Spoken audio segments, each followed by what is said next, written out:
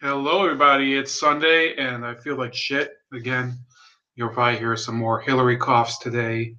Uh, Got to do something about it, I know, but I guess you'll have to bear with me. By the way, a lot of my content from now on, you're not going to see only live broadcasts. I did get, as you can probably see, a different PC. So you're going to see a little more of my produced content. Okay, and I think that you'll kind of see a little step up in the quality of the latest one. Not anything that'll blow you away, like probably some of the greater YouTube creators like Chris Ray Gunn, if you're used to that. But it's going to be a step up from the crap that I used to produce with what was that thing called Move AVI. But it's going to take me a while. It's actually pretty slow software, and I was just trying to edit it, and to get 2.5 minutes, it's taken me 2 hours. So you'll see it sometime, but there's no telling when. I hope it'll be this week. Anyway, as you can probably see from the title, I'm going to be discussing today one of the real issues that's going on with this Michael Flynn investigation. Now, I had a friend when Paul Manafort was indicted for his scandal regarding lobbying for Russia or whatever the hell he was doing with Uranium One. I think he was connected. I had a friend who was trash talking me, said that, oh, your buddy is in trouble, aren't you? I said, well, I don't really care. If they want to indict Donald Trump, I don't care. They can indict anybody they want because ultimately, and we got into a huge argument with them, so I didn't get to say this part. When you indict somebody who's a popular figure, it doesn't matter if it's only 38% of the population as they would like to believe, and which is it's probably a little larger than that. Not only will it cause a major loss of unity in the public sphere, you will probably end up losing any belief in any of the institutions of the government, especially in this case where there are clear parallels where you wonder some of these charges that were leveled against just General Flynn could have been leveled against other political figures. For example, Loretta Lynch. For example, Hillary Rodham Clinton. So we're dealing with a real problem right now, which is a crisis of confidence in American intelligence institutions. Let me see if anybody has gotten into the chat yet. I have like 15 windows open right now. So hopefully, oh, I have an extra topic here, which I don't want to forget. It's actually not in the title. So, 1 second. Sorry for my rudeness, but I have Freedom Work here. Sup, fam? Did you get a new camera? The stream looks good. No, not just a new camera. It's a new computer. And Mad Dodge, welcome back. Maybe we'll talk soon if you want to. I'm kind of in a rush today, so I don't know if I can have guests on right now. By the way, at 7 p.m., I'm expecting to have a guest who will be discussing the unrest in Morocco. Now, you might ask, why haven't I heard about Morocco, right? Well, Morocco doesn't have anything to do with geopolitical conflict right now with Russia. So nobody gives a fuck about Morocco, but it does have something to do with the migration crisis in Europe. So I'm talking to somebody who's directly dealing with that. Hi, Larry Gerke. Thanks for all the comments you put on Lionel's stream today. I think you really showed up, even though you called me the peppered, but that's fine. Anyway, the Michael Flynn investigation.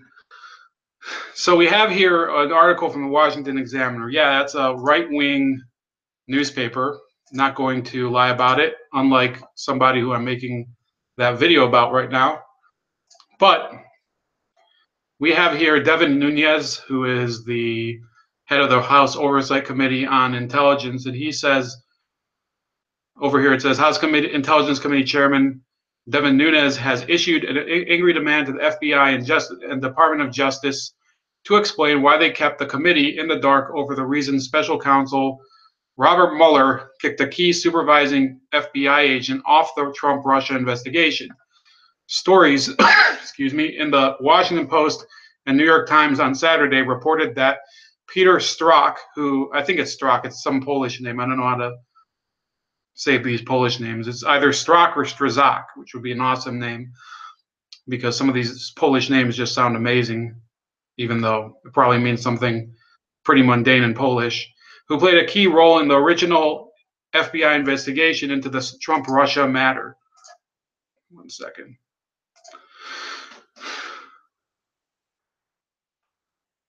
And then a key role in Mueller's investigation, and who earlier had played an equally critical role in the FBI's Hillary Clinton email investigation, was reassigned out of the Mueller office because of anti-Trump texts he exchanged with the top FBI lawyer, Lisa Page, with whom Strzok was having an extramarital affair. Strzok was transferred to the FBI's Human Resources Office, an obvious demotion in July. Geez, even in government, HR doesn't have a good rep. The Post reported that Strzok and Page exchanged text messages that expressed anti-Trump sentiments and other comments that appeared to favor Clinton. Word of the messages and the affair were news to Nunes, even though the committee had issued a subpoena that covered information about Strzok's demotion more than 3 months ago. So in other words, they hadn't received any information on that for the past 3 months, even though it's conceivable that this could affect the integrity of the investigation, because we don't know if there's only this one individual who has been known to hold that bias, or if there are more. The committee's broadly worded subpoena for information related to the so-called Trump dossier went to the FBI and DOJ on August 24th. In follow-up conversations on the scope of the subpoena, committee staff told the FBI and DOJ that it included information on the circumstances of Strzok's reassignment. On October 11th, Nunes met with Deputy Attorney General Rod Rosenstein. In that meeting, Nunes specifically discussed the committee's request for information about Strzok. In an October 31st committee staff meeting with the FBI, Bureau officials refused the request for information about Strzok. So it says here, so he met Deputy Attorney General Rod Rosenstein. So he asked the Deputy Attorney General, he had a meeting between his committee staff and the FBI, and they requested, so these are 2 times that he's requested information. On November 20th, the committee again requested an interview with Strzok. 3 days earlier, on November 17th, Strzok met with the Senate Intelligence Committee. So he did meet with the Senate committee. And then on November 29th, Nunes again spoke to Rosenstein and again discussed Strzok. On December 1st, the committee again requested to speak with Strzok. After each occasion, the FBI and DOJ did nothing. Now, in what appears to be an orchestrated leak, both the Post and Times published the reason for Strzok's demotion, along with concerns that the revelation might help President Trump. Among federal law enforcement officials, there is great concern that exposure of the texts they exchanged may be used by the president and his defenders to attack the credibility of the Mueller probe and the FBI more broadly. The Times reported that the existence of the text messages is likely to fuel claims by Mr. Trump that he is the target of a witch hunt. Well, yes, it will be of concern to Trump's defenders and to defenders of fair investigations generally that such an important figure in both the Clinton and Trump probes privately expressed bias. It will be important for investigators and the public to see Strzok's and Page's texts to assess the extent of the problem. But in any event, Nunes is extremely unhappy not only with the revelation of bias, but with the FBI's resistance. By hiding from Congress and from the American people, undocumented political bias by a key FBI head investigator for both the Russia collusion probe and the Clinton email investigation, the FBI and DOJ engaged in a willful attempt to thwart Congress's constitutional oversight responsibility, Nunes said in a statement Saturday afternoon. This is part of a months-long pattern by the DOJ and FBI of stonewalling and obstructing this committee's oversight work, particularly oversight of their use of the Steele dossier. At this point, these agencies should be investigating themselves. So let's go down. It says the DOJ has now expressed on a Saturday, just hours after the press reports on Strzok's dismissal appeared a sudden willingness to comply with some of the committee's longstanding demands. Nunes said in the statement, this attempted 11th hour accommodation is neither credible nor believable, and in fact is yet another example of the DOJ's disingenuousness and obstruction. As a result, Nunes has said he has instructed committee staff to draw up a contempt of Congress citation for Rosenstein and for FBI Director Christopher Wray. The chairman promised to take action on the citation before the end of December, unless the FBI and DOJ meet all the committee's outstanding demands. Obviously, Nunes is angry that he did not know about the real reasons for Strzok's demotion, and he is equally angry with the FBI's and DOJ's treatment of the committee. Contempt for Congress is a big move for lawmakers to take, especially against an agency controlled by the same party as leaders of the House. But remember, House Speaker Paul Ryan has already said the FBI and DOJ stonewalled the House, and he demanded that it comply immediately. That was 5 weeks ago. Now, after this latest episode, it seems likely that leaders in Congress are becoming increasingly frustrated with what they see as the FBI and DOJ jerking lawmakers around. At some point, they will act. And then there's an update. It says on Sunday, Justice Department spokeswoman Sarah Esger Flores sent this statement. We disagree with the chairman's characterization and will continue to work with congressional committees to provide the information they request consistent with our national security responsibilities. The department has already provided members of the House Intelligence Committee and House leadership with several hundred pages of classified documents and multiple briefings, including, for example, clear answers as to whether any FBI payments were made to a source in question related to the dossier, and has more recently cleared key witnesses they have requested to testify, including Mr. McCabe, Mr. Strzok, and the alleged handler in question. So what does that all mean? What's happening here is that the FBI is still acting as if we're in the 1960s, which means that they act like it takes 5 weeks to find a file in the bottom of a filing cabinet. They're acting like it takes 2 months to fill out a form and get a stamp of approval or anything. This is the problem of having a massive intelligence structure that acts like it has all the time in the world to basically get the business of government done. And that's just putting it lightly. What they're actually doing is they're hiding behind all of that procedural bullshit that has been the hallmark of our government for as long as we've had it, in order to avoid giving key answers to the American people. Now, what's the problem here? For over a year, the Democratic caucus in Congress and in and in the public sphere, if you listen to people like Tom Perez and other main Democratic figures, is that we should get the truth on Russia as fast as possible. Well, now the committee is looking for the truth on what's happening with the Russia investigation. And what's happening? Well, they're not being forthcoming with it. All they have to do is present this person, Mr. Strzok, to the committee, possibly the other person who was on the investigation committee, and have them give their version of the events. And now that it's already out in the press, there's no reason to actually stonewall anymore, which is exactly what they've been doing. What they will try to do is say that this is the same thing that happened with President Bush. I think it was in 2007 when there was the so-called Valerie Plame affair. Well, I'm sorry to tell them, but in this case, as I think it was the same as the Plame affair, it's the fault of somebody like Strzok, because if he's on Twitter expressing publicly views or even through direct messaging views that are inconsistent with an impartial investigator, yeah, that compromises the integrity of an investigation. I think he's free to talk shit all he wants on his private time, but social media, as people probably know by now, is not exactly private. So let's see if there's any new people. Says Freedom Work says Russia, Russia, Russia. Well, thank you, Jan from the Brady Brunch. Larry says just finished Lionel's interview with Peter Lavelle. Absolutely excellent.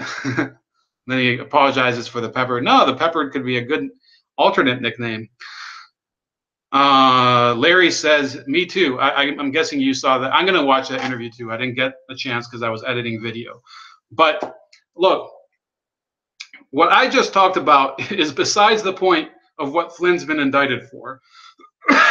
So essentially, we now are aware that there was at least one person in the Trump Russia investigation who has been compromised by holding prejudiced views against Donald Trump, which is, it can be a problem in an investigation. It's happened in the past where prosecutors and investigators have sought to railroad a suspect based on their own prejudices. Now, let's be real, it's pretty hard to find somebody impartial and without any real concrete viewpoints about Donald Trump nowadays, or even 2 years ago. So who's to say that that's a, you know, an expectation that can be met nowadays? The problem is that they did in fact use somebody who was a member of the Clinton investigation, and in fact it's been revealed now he was somebody who interviewed Hillary Clinton, and we don't have any details of that interview. In fact, we don't know anything about the actual text of those interviews. So it's a shit show in regards to the Clinton investigation. We can't go back and examine the recording or any other copies of what was said or not said. What we do know was that she did lie to the FBI. It was admitted by Comey in Congress. He said that she lied about having classified information on the servers, which were, these emails were examined by the FBI. They did find classified information. They found documents marked classified. She also lied about having only one device. I think it was revealed that she had like dozens of, or you know, over 10 devices, mostly phone devices, Blackberries and whatnot. So, excuse me. What we're really seeing here, I can see that the light gets shinier because now the other side of the screen is this white article page.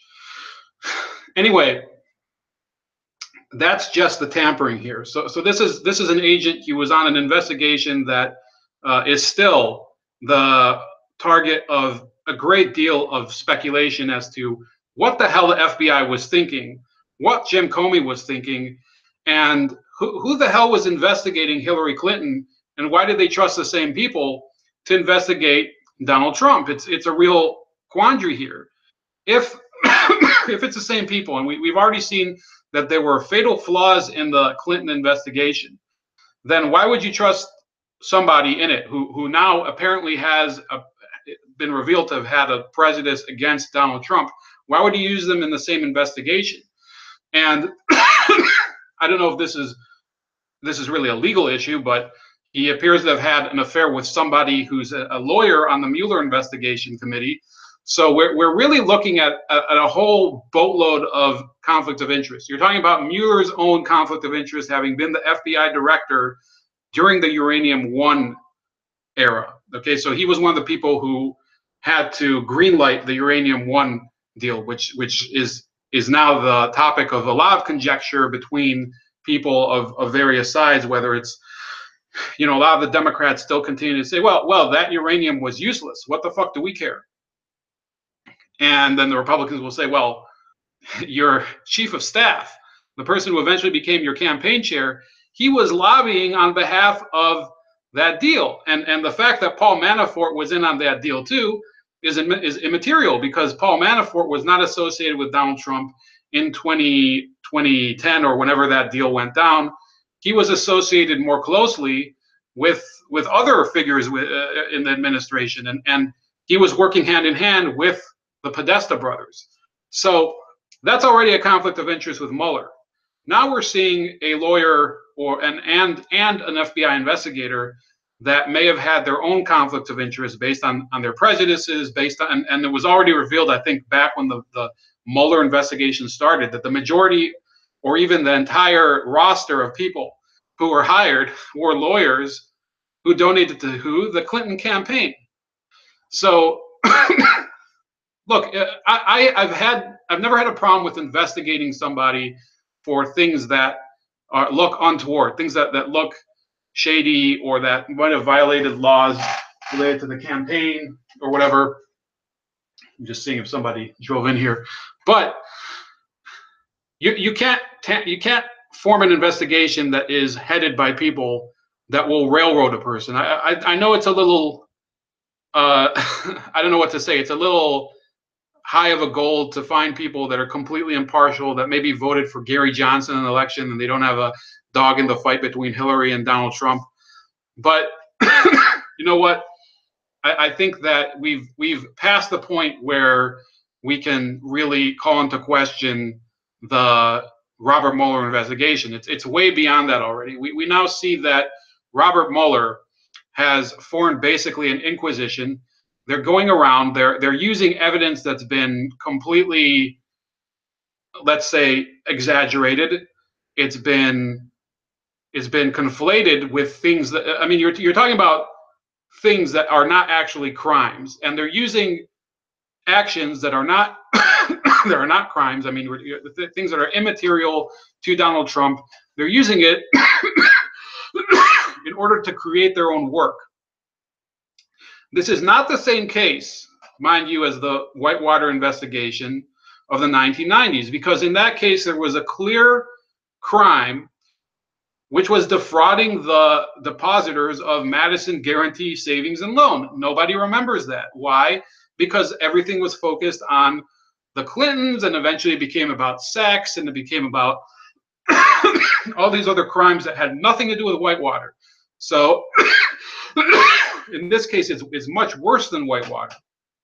Whitewater was an investigation of a crime that became distracted and went off on a number of tangents relating to crimes that had nothing to do with the original Whitewater investigation. There was Travelgate and Filegate or whatever. In this case, where's the baseline crime? Okay, the baseline crime that Donald Trump was involved in. He was not involved in Manafort's crime. He was not involved in this crime that had to do with Michael Flynn, which is what we're going to talk about right now. The crime that they're associated with Michael Flynn is that he made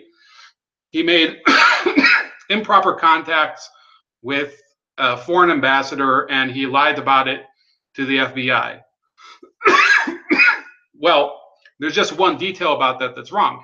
It's not improper contacts, and it's been admitted as much by people like Jonathan Turley, who is a very well-known law professor at George Washington University, and they've all given their opinion. The majority of them, okay. Maybe there's probably some legal professors that say, well, this is clearly collusion. This is against the law. This is a private individual meeting with a foreign agent. Well, okay, this is after the election. This is in December 2016, and essentially, you have Michael Flynn, who's about to be the national security advisor for the new president, meeting with a foreign dignitary. Okay, so this is an ambassador. The ambassador is here in the United States to meet with important officials regarding affairs that are germane to, I'm sorry I'm using legal language, but I guess I've adapted to it. They're relevant to the relationship between his country and our country. So Michael Flynn at that point has become an official with a direct occupational contact with this affair. So Jared Kushner instructed the person who is going to be the national security advisor to begin making contacts with a person who is a foreign diplomat in order to start discussing their new relationship once Donald Trump takes office. Okay, now where does this show any tampering with an election or any plot to give Russia any leeway on anything? That he didn't commit to lifting any sanctions. In fact, so far as I've heard, it's kind of funny. The only thing that they really were trying to hammer out was Flynn requesting from Kislyak, the Russian ambassador, not to tell Putin not to impose reciprocal sanctions on the United States in Russia.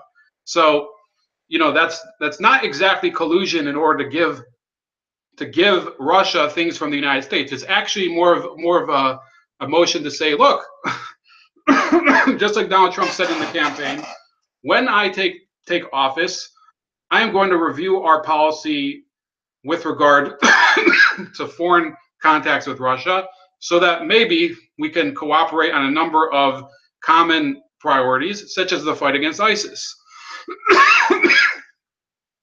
Is that a problem? That's not a problem. That's exactly what a national security advisor is supposed to do. That's exactly what the president is supposed to do. The president's allowed. Imagine if in 1972, President Nixon is making overtures to the Vietnamese government, North Vietnamese government, trying to get them to come to the table and end the Vietnam War. And one of these senators or whoever in the Democratic Party, he reveals that, well, President Nixon is colluding with the North Vietnamese government. So then obviously the press will come and say, well, what's your evidence of this? And he'll say, well, I have cables. I have mimeographs or whatever the fuck they used back then that say this is, Henry Kissinger or whoever else was, James Mitchell, I think was the name of the Attorney General. I don't know who his national security advisor was, but in any case, Nixon's national security advisor, who I'll look up his name,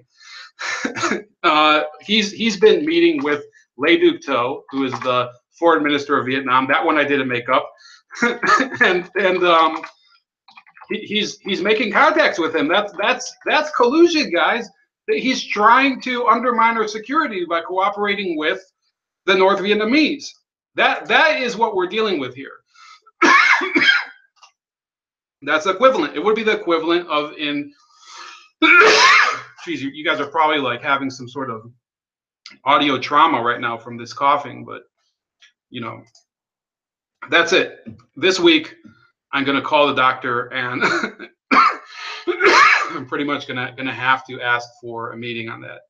So yeah, it would have meant that Henry Kissinger or Walt Rostow. Yeah, Henry Kissinger was the first national security advisor under Nixon. Okay. I think it was during the whole term. Anyway, so that's what it would have meant, that they would have said, well, Henry Kissinger colluded with the North Vietnamese. Well, guess what happened out of that collusion? Like it or not, we concluded a peace treaty with the North Vietnamese, and we got the United States out of Vietnam, which is what people did want when they elected Nixon in 1968. So this is a bunch of horseshit, okay, because this happened after the election. The fact that he is going to plead guilty to this charge means that the FBI set him up after the election. They were trying to entrap him, which means that Michael Flynn isn't the most intelligent defendant. So I want to look at your comments right now while we're still young and while I'm still alive. Reality Check says, too many rhinos and people loyal to Obama. Hillary is guilty as hell. And then Dean says, hi, everybody. Lisa says, howdy, sorry, I'm doing chores while listening, so I'm not looking at the chat all the time. Where has Mueller attained the tens of millions of dollars to invest in these offshore accounts? Comey and Mueller have been suspects since both worked for HSBC. Well, I actually only heard about Comey having ties to HSBC. So if you could please send to one of the accounts below, preferably the minds.com account. If you look at the description, send to minds.com, maybe a little information on that. And I will look that up, because I did know that James Comey had connections to a Swiss bank like HSBC. But essentially, we're also dealing with another mini scandal here, which they're now calling on the far left Israelgate. And they have somewhat of a point. And let me explain that.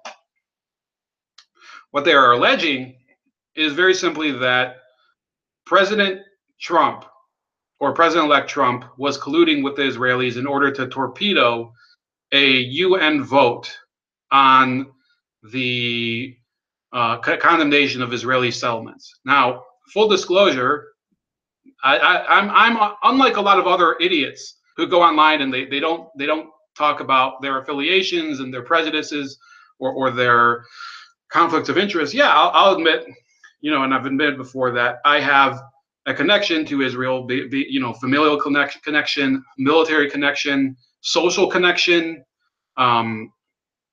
heritage, whatever you want to call it, religious. So I'm not talking here as somebody who's an impartial observer, but I'll admit that they have a point, because what was revealed in these, whatever this was, let's call it surveillance, or let's call it revelations of the Flynn investigation, is that Flynn had contacts with the Russian government in order to, among other things, have them withdraw or possibly act to veto a vote against the Israelis in the UN Security Council. Coincidentally, Ukraine was also in the same committee. Russia and Ukraine are enemies.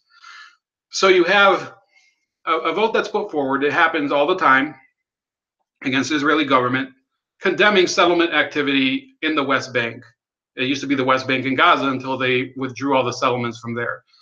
Now, the Israeli foreign ministry, possibly some Israeli lobbyists, they had been talking obviously to both the Clinton and Trump campaigns, and they were clearly anxious not to have that resolution pass.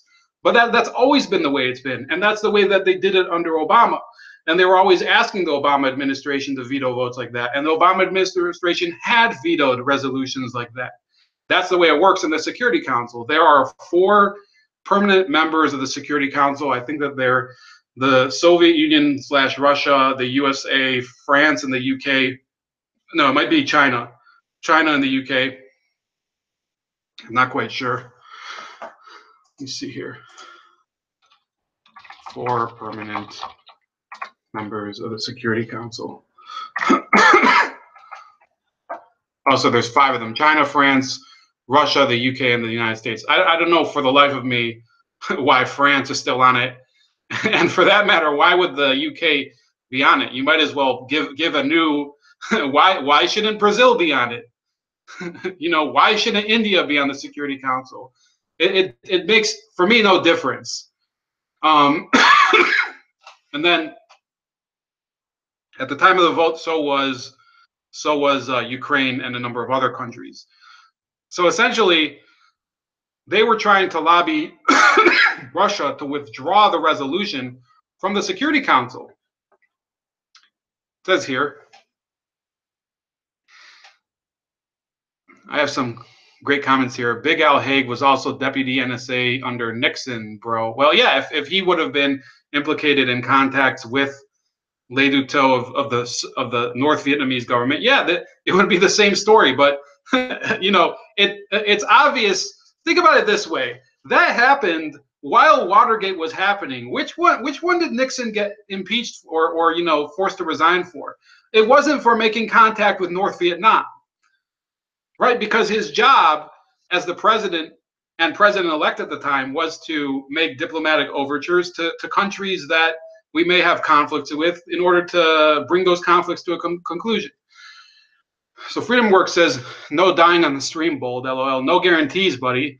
And and Larry says, you need some serious Robitussin. I hate Robitussin. But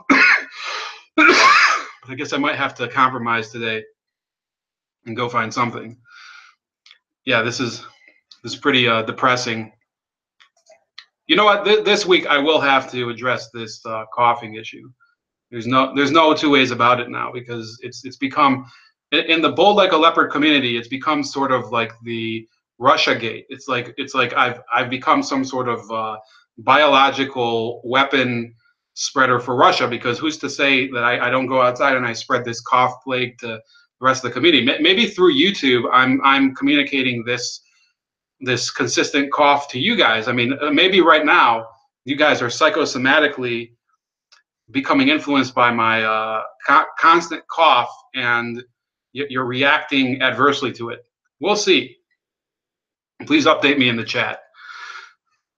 So anyway, this Israel gate is a funny situation here, because Israel, first of all, is not under any sanction by the United States, But a lot of the people that are calling this into question, for example, Alternet. Let me show you. Alternet is run by this hardcore, very left-wing group called. They are led by this Max Blumenthal, and essentially they are calling this Russiagate or Israelgate, because they're trying to say, well, the real collusion isn't with Russia. We have no problem with Russia. We have a problem with Israel trying to influence the United States policy. Now, there's no problem with people objecting to any country influencing U.S. policy. The fact of the matter is this, okay, and listen real carefully. Even if there was so-called collusion with Michael Flynn, in the end, the Russian government didn't do anything according to what he said. And the vote did come to pass, and they did lose the vote. The Israelis were, I think it was a unanimous vote with one abstention against the Israeli settlements. The one abstention was who? The United States. And it was Barack Obama's administration that did the abstention. And that was one of the low points in the relationship between the Israelis and the United States. It's one of the ones where the left said, well, this is finally what we need. We need the United States to stop caping for the Israelis and their abuses. Well, if that's the case, think about it that way. Then what was the collusion here? It's just one person, Michael Flynn, in his capacity, just like with his capacity of negotiating with Russia for resolving some of these sanctions and other issues between the U.S. and Russia. In the same way, he was asking for them to withdraw this motion in the interests of what he considers U.S. national security policy.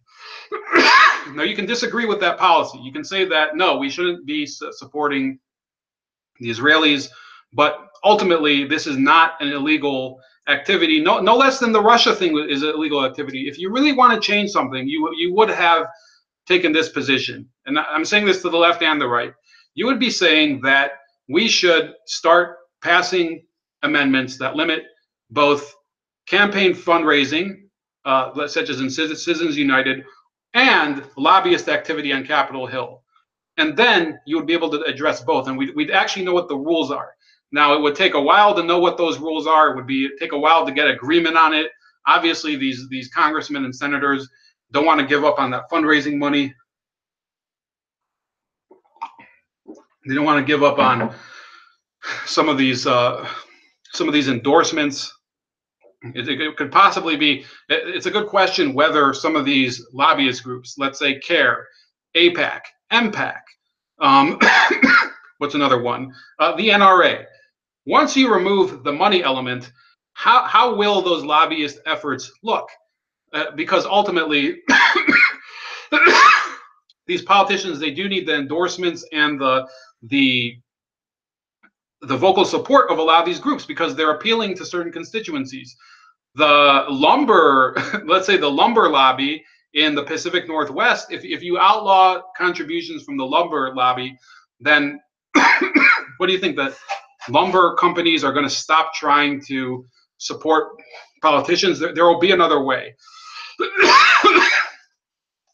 So that's a much bigger question.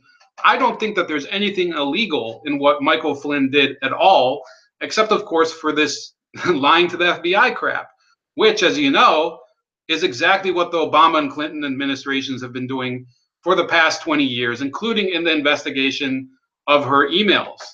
But not limited to that. Not limited to that. It goes all the way back to Arkansas. So again, I've said it to people before. You need evidence of a crime in order to really make this investigation justified. So Larry says, just saying, bro, calm down. Don't hurt your lung. Dow out. You need Obamacare. Oh, tap out. He says, I like Mike, or at least shine a light as bright on that scum as we're shining on RT and other journals. Now that's another thing I brought up yesterday. Larry doesn't watch that show, but I do. Larry and I, we both watch this Lionel Nation stream. But another show that I watch is the Anthony Logan stream, which is more openly conservative. And I said to him, because he does appear on RT, and RT includes a lot of, I mean, there's crap on RT I don't like. Okay, I'll be honest with you. Lee Camp's show. Okay, I like Lee Camp's humor. I don't agree with any of his views. That's something you have to live with. So then you watch the show, you agree with some things, and then you criticize the things you disagree with, and that's what I do. That's what what. Eventually, someday, somebody might cut up this video. They'd say, Ramon was full of shit over here. Ramon doesn't know what the fuck he's talking about over here. I love Tony Logan. Yeah, Anthony Brian Logan. I don't think he goes by Tony, but yeah, I should call him that last week. See what his reaction is. So anyway. That's the issue here, that we can't continue with this demonizing of media corporations because of the Russia quote unquote. It's not even an investigation. It's really just a huge media circus where they blow smoke up the entire country's ass about stuff that's not illegal.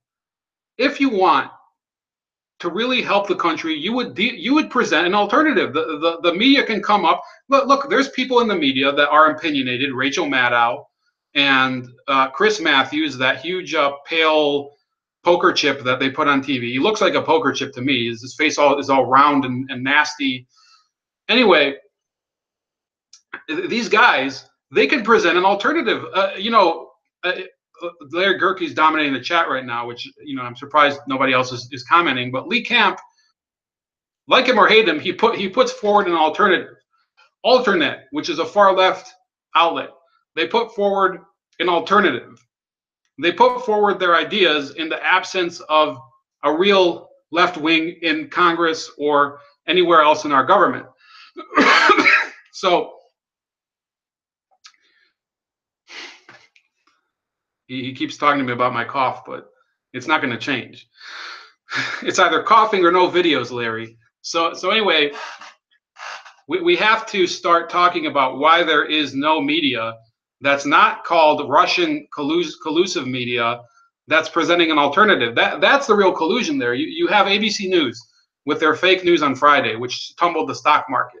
Do they present an alternative to the Trump administration agenda? No, they don't. You have MSNBC. They're the main purveyors of this bullshit every day. Are they presenting an alternative? No, because all they want is the position that is the status quo. They want the corporate leadership of this country to have the most comfortable path of least resistance in order to keep their paychecks flowing. That's not an anti-capitalist statement. That's an anti-corruption statement. Okay. I believe in capitalism. I'm a full-on capitalist. I'm starting to read about that Bitcoin shit and whatever. So I have an interest in having all of this media regulation, this conglomeration, all of these mergers with Time Warner and who else? Help me out in the chat. It's the Time Warner AT&T merger, I think. So I'm against that stuff just as much as you are. I'm against trusts. I think we should break up trusts. I had a discussion with a friend yesterday. We were eating dinner at his house. Friend I haven't seen in years, and we were talking about the pharmaceutical industry and things like that. When you get trusts, when you get monopolies or oligopolies or whatever, then capitalism is strangled just as much as under socialism.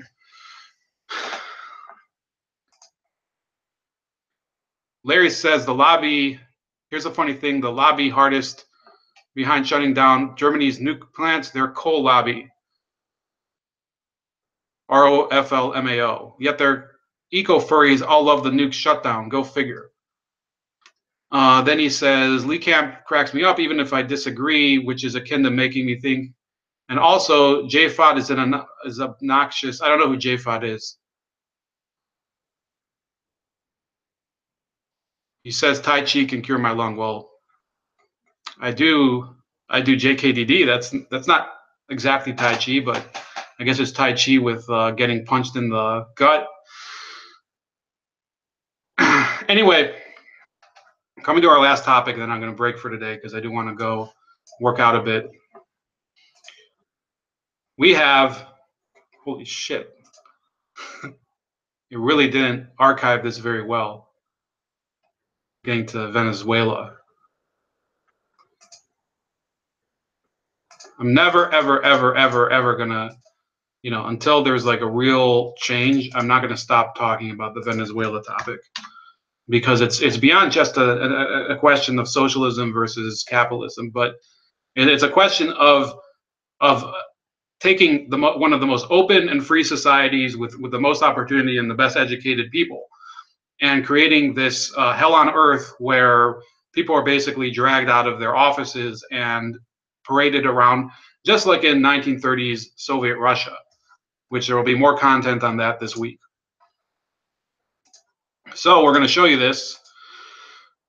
It's titled, this from Reuters, Pleased to Flee, a desperate video inside Venezuela's oil industry purge. Days before masked agents arrested family and friends, days before masked agents arrested him, family and friends pleaded with Eulogio Del Pino to flee, warning that he could be next among executives detained or pursued one after another in a mounting purge of Venezuela's faltering oil industry. But the former oil minister, detained by police before dawn on November 30th, was reluctant to believe that he could soon be among those targeted in what President Nicolás Maduro has characterized as a cleanup of the all-important sector. I told him, go, said one of three people who described the lead up to the former minister's detention, but he told me, I haven't done anything wrong. I trust that they're not going to do anything bad to me.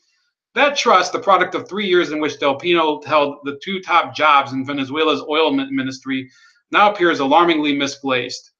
Maduro is charging Del Pino and many other former industry executives with corruption and blaming them for economic woes now crippling the Andean nation.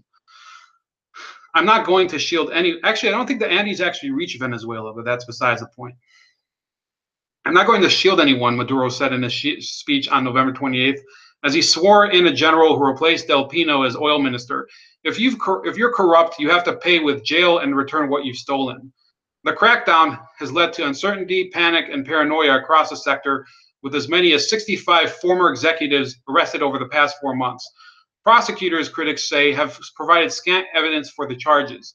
Corruption has long plagued the OPEC members' oil industry and much of the broader Maduro government, a leftist administration struggling with an imploding economy, soaring crime, and debilitated public services. But critics of Maduro's beleaguered administration and many within the oil industry itself see the purge as nothing more than an effort to eliminate rivals within the sector and consolidate control ahead of presidential elections next year.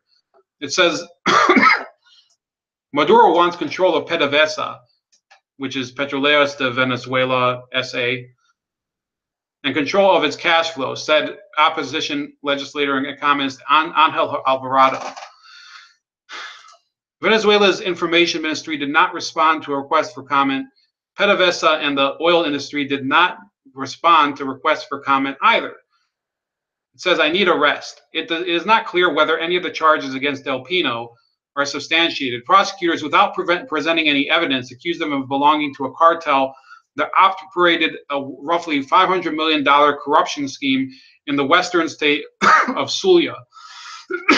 But the Stanford-educated engineer who led the ministry until November 26th, and PDVSA for 3 years before that, was previously known as a government loyalist committed to Maduro's vision for 21st century socialism. Only after he was ousted from the ministry, the three people familiar with his arrest said, did Del Pino finally begin to believe that his time was probably up. His final days as a free man illustrate how swiftly fortunes can shift for even senior officials in Maduro's government. Just after his firing, Del Pino told Reuters in a WhatsApp message, I need a rest. On November 29th, 3 days after his ouster, an exhausted Del Pino went to Avila, a verdant mountain that towers over Caracas, the capital, where he liked to hike, one of the people said. Del Pino found a quiet spot under a tree and recorded a video on a cell phone. He said he believed he was about to become a, quote, victim of an unjustified attack. Before sunlight the following morning, hooded and armed military intelligence agents burst into his home and arrested him. Footage of the detention showed Del Pino wearing the burgundy-colored soccer shirt of Venezuela's national team. Later that day, the video Del Pino recorded appeared on his Twitter account. "I hope the revolution will give me the right to a legitimate defense," he said, referring to the government in the militant terms embraced by Maduro. Del Pino did not respond to requests for comment on WhatsApp, where he had recently changed his profile picture from one of him in a PDVSA hat to one of his children. After Del Pino's detention, stunned workers at PDVSA's Caracas headquarters, where he was generally well-liked, watched the state TV footage on screens in company elevators. Fear has gripped employees at both institutions, according to a half-dozen current and former PDVSA insiders, as well as foreign oil executives.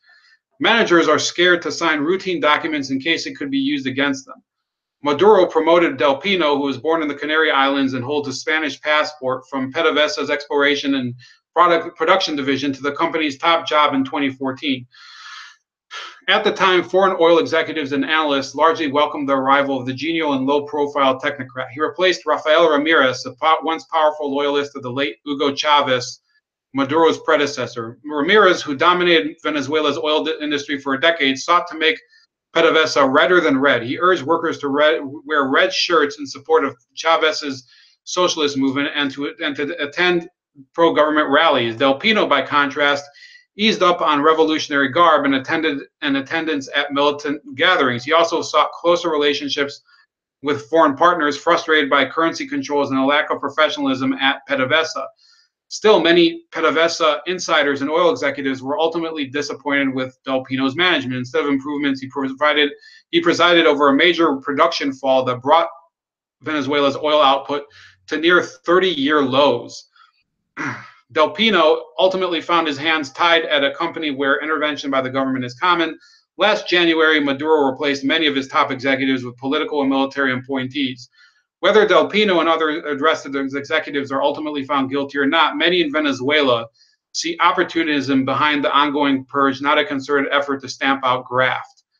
The industry, after all, has been under tight control of the ruling Socialist Party since shortly after Chavez came to power in 1998. So, it's a long article. I know you guys don't want to watch more scrolling on the screen. You want to see more of me coughing at you directly into the camera. And anyway, why am I bringing this up? Essentially, let me turn the light on here. It's pretty dark for me. It's like some sort of cave here.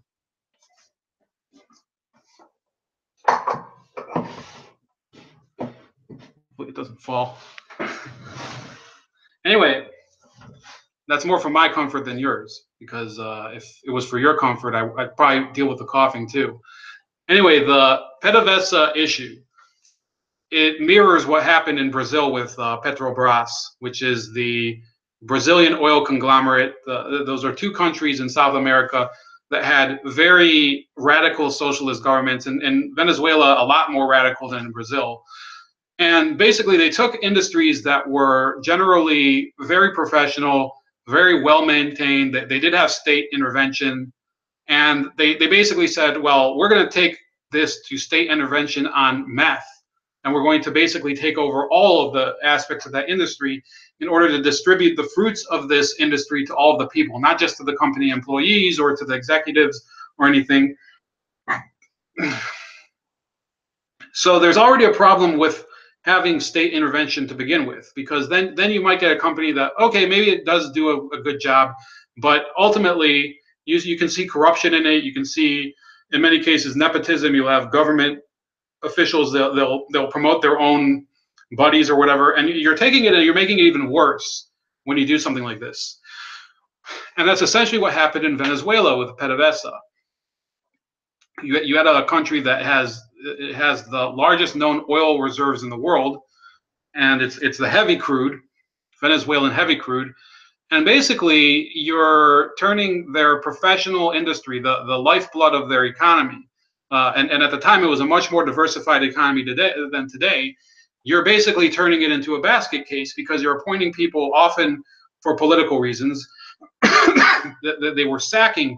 If you watch any of my Testigo Venezuela videos, which there could be some coming up, I'm not going to guarantee anything, but please tune into those. you see an industry where originally it didn't have any issues with professionalism. Not now you're making those issues crop up because you're appointing people that are loyal to the government. That's exactly what Rafael Ramirez said or did in the video.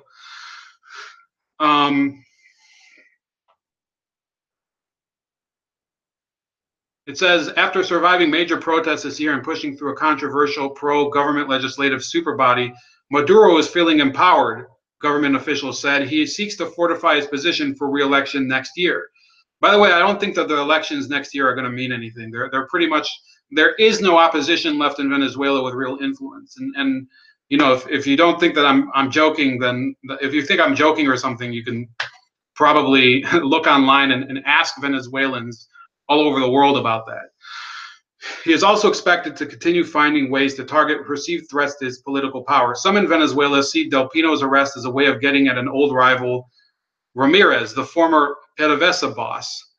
Ramirez, until recently Venezuela's envoy to the United Nations, is believed by many in the government to have presidential ambitions. Although Ramirez has not been mentioned by prosecutors, senior government officials increasingly refer to his time at PDVSA as a period when mafias were formed and executives like Del Pino grew ascendant. This week, after Ramirez criticized the president in recent opinion articles online, Maduro fired him and summoned him back to Caracas, according to people familiar with the clash. Late Friday, police arrested Diego Salazar, a relative of Ramirez, in what prosecutors said was another corruption investigation. Ramirez did not respond to a request for information on Friday. So what essentially you have here is the same shit that happened in Zimbabwe. And I think that people are now making the connection here, which is that you form a top vanguard party, which is the same in communist nations. In some fascist nations, you have this. I mean, the Nazi Party, they had Ernst Röhm, who was one of Hitler's lieutenants who he murdered. He was a gay dude too. So he murdered all of these lieutenants in 1935 because he was looking to consolidate his own party, his own power in the party. He didn't want anybody who could be a personal threat to him within the party. We're not even talking about an opposition. We're not talking about ideological dissidents. We're not talking about anybody who's actually saying that they have a problem with Bolivarian socialism here, or in the case of Hitler with Nazism. Not that I'm calling Maduro Hitler. Okay, I'm not trying to say that. I'm just drawing a parallel here. Okay, so what you're having here is a purge. It's the same thing. You know what? I mean, like the description says, this is a Stalinist purge. Stalin did it. Mao did it.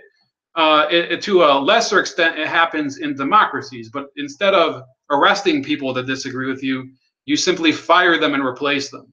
That's what the the cabinet reshufflings in the UK are called. The Rex Tillerson firing. That's not exactly a purge, because a purge would mean that Donald Trump would take Tillerson and load him into a van and have him disappear forever. I'm predicting that's not going to happen. Okay, if you want to bet against me, I'm taking bets right now. So what we're talking about here, we're contrasting two different developments in two different countries. In the United States, we have General Flynn, who was a national security advisor, tripped up by his own FBI over lying to them over a conversation that apparently they might have surveilled him for.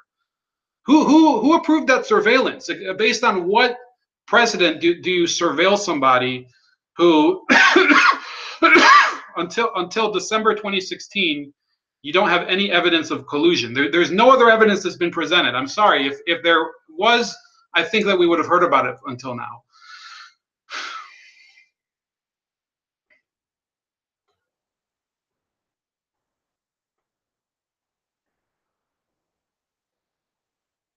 What the hell is going on in this chat?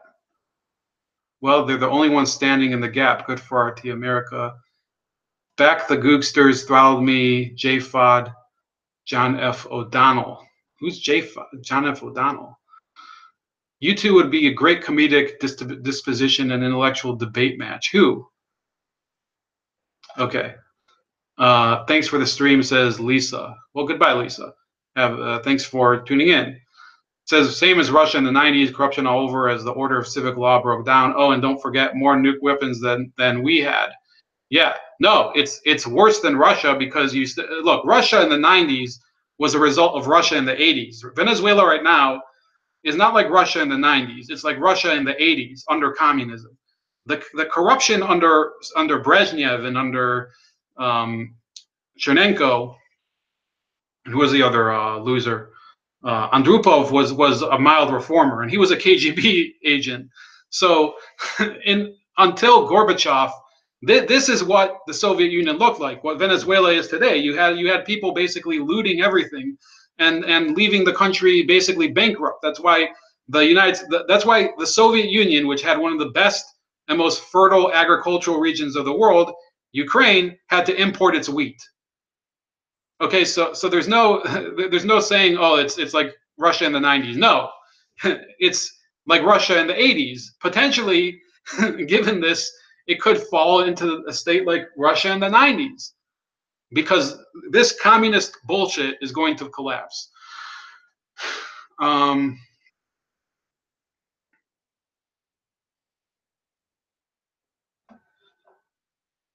Larry Gerke says, in the stupidity of Venezuelan libtards viewing commodity prices like Californian yuppies and their real estate strategy 10 years ago, money for nothing and your chicks for free. Well, what I think he was talking about is that, yeah, there's been corruption in Venezuela for years, but who let that happen? It wasn't the opposition. It wasn't the capitalists in Venezuela. It was Maduro and Chavez. A lot of these people started buying properties, like Larry, I think, is alluding to. In the UK, they started buying properties in Florida and Southern California, and what are they using? They're using money that they stole from their economy. We're discombobulated temporally, stream versus your disposition. Well, anyway, that's it for right now. I don't know if there's going to be another stream tonight besides the interview at 7 with Yassine, who's from Morocco, talking about a topic that's completely unrelated to this, but has to do with migration.